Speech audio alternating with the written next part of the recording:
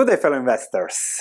If you want to develop investment character, which is the fundamental factor when it comes to successful investing, stop watching investing videos, yes, and start reading books. I've just read Richer, Wiser, Happier by William Green, and it is a phenomenal investing book. I really enjoyed it. I will reread it many times over because it discusses 8 core investors and their investment principles among many other investors that it touches on. And by reading the book, 250 pages of small font, no pictures, packed with value, you can learn from them, from their lives, through the interviews he made and the research this Oxford English literature journalist made. So really strongly recommend this book. And the key of the book are the 8 investors represented here, among many others that the book touches on. And the thing is that through the interviews he made, he really focused on the key concepts that those investors applied in their lives to beat the market. From cloning with Pabrai, Templeton, global investing, thinking for yourself, minding the cycle with Howard Marks, don't be stupid with Pabrai, Eveillard, avoiding loss, margin of safety, same with Greenblatt, and then also new concepts with Nick Sleep, scale economies, shared and marginal gains with Tom Gayner for Markle. I'll quickly go through the key concepts discussed, and also at the end of the video I'll discuss my feelings and my inputs, the key factors that matter for me and for my, let's say, career and investing that I got from this book. And I'm sure that the next time I'll read it, I'll get even more and better and deeper insights. So really recommend this book. You can buy it with my link in the description below if you want to give a fee to me, or if you want to give all the money to Bezos, simply buy it on Amazon. So let's start by just quickly discussing the key investors in the book. Monish Pabrai, he did really well up to 2018, then he had a setback in his value investing approach. Some businesses went bankrupt, some businesses fell 90%. So he started to change a little bit his perception, his cloning. He said, okay, value investing works, but then it's always about finding new things. Why don't I find great businesses that once I find them, I can simply hold them forever, like Nick Sleep did. So great performance by Pabrai over the years, a little bit dented lately, but I think he will come back even stronger. That's normal to have ups and downs in performance. And he now is cloning more Nick Sleep, which is also, I think, chapter 6 in the book, so we'll come to him, but always the same principles there. With Pabrai, the key principle is learn from the best. We have so many opportunities to learn from the best, so the best way to do it is to start there. Also, when it comes to investing, something very important here is check your ego at the door when it comes to investing. It's about probabilities, it's about risk and reward, it's about letting huge gains go, even if those would be great for your career or for your ego. A great investor that we don't discuss enough is Sir John Templeton, of course, 35 years, 14.6%. That's an amazing performance. The first one that invested in Japan,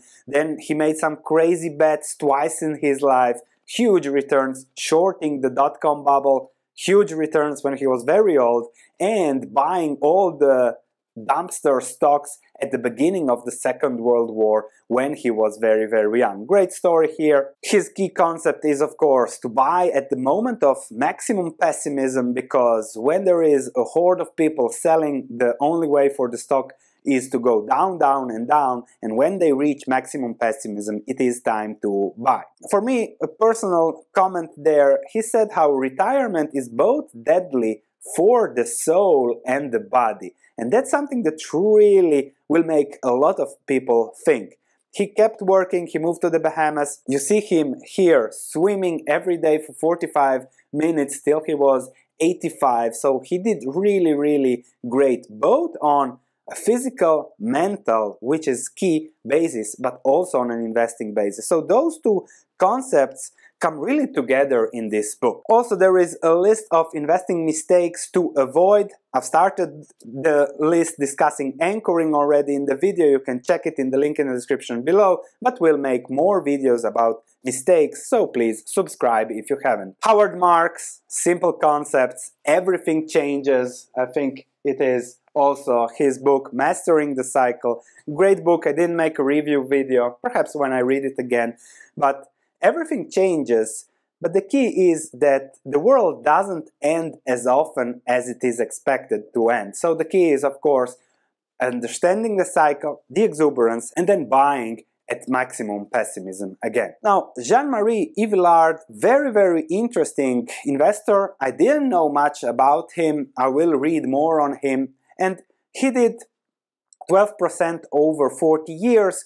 You might say not that big of a difference compared to the S&P 500. But if you look at the difference, when you invest 1,000 over 40 years, 9.45% gives you 35,000, while 12%, the 3.1 percentage point difference, 310 basis points, makes a huge difference over time. 109,000 compared to 35,000. And these are also the marginal differences, small differences that compound over time. This is also the core of my channel. If I can improve investing for you and for me just a little bit here and there, the difference over the long term is huge. His key concept is avoiding loss, but again, a personal comment here.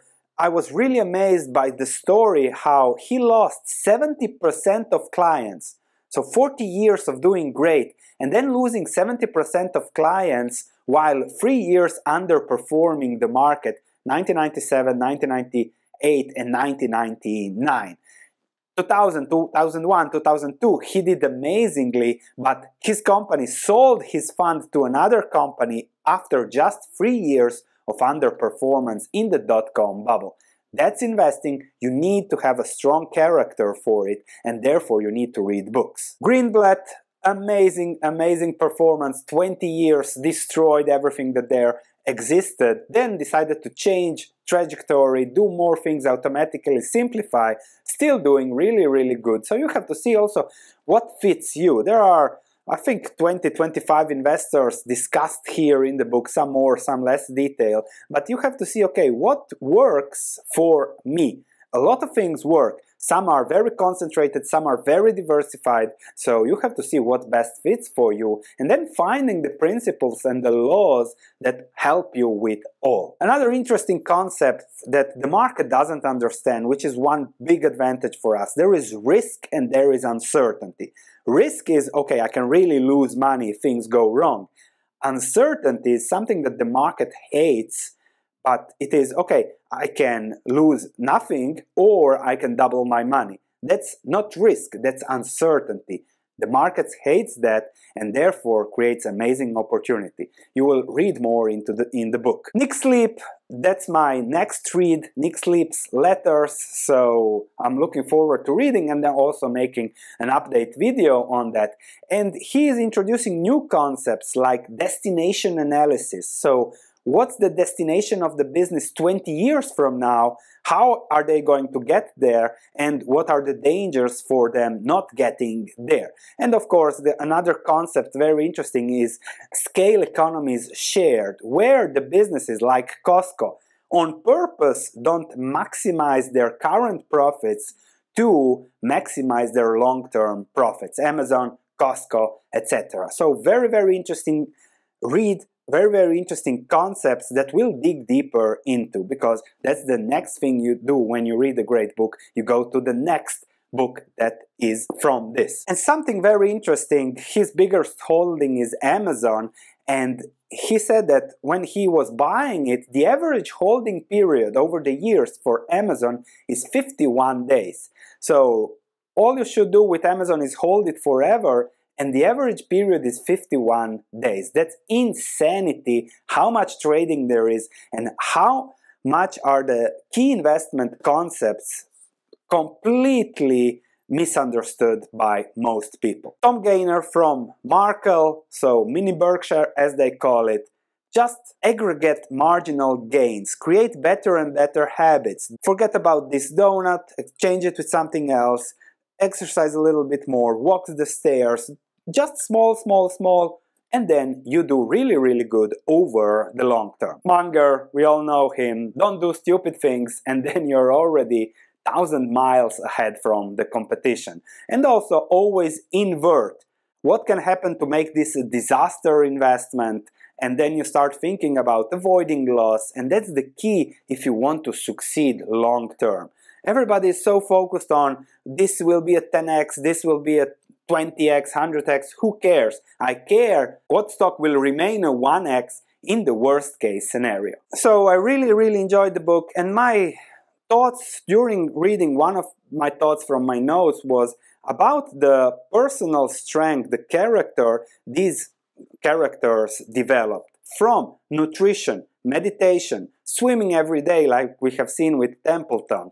So really core is first having a calm mind, and then you can have a strong character to be a great investor. And those that lost their mind had very difficult times when investing over the cycles and over whatever happened. So first mind, then everything else. Also, they also touch on Peter Lynch. Haven't interviewed them, but they have interviewed his disciples at Fidelity. And Fidelity is a very interesting concept of investing where they own 1,000 stocks. And even Peter Lynch says Fidelity investing is or overdrive or stop. That's why he just resisted 13 years as a fund manager there, and then he resigned. He did great, but I can't do what they did at Fidelity, for example. We can't focus on 2,000 stocks and constantly change and do that. So we have to focus on other principles like avoid loss, don't do stupid things, slow and steady, concentrated portfolio, watch your baskets. And that's something, again, that you will see what best fits you. And for that, you need to read as much as possible. So I really hope you enjoyed this book. You can check my research if you are interested in deeper research. Thanks for watching, and I'll see you in the next video.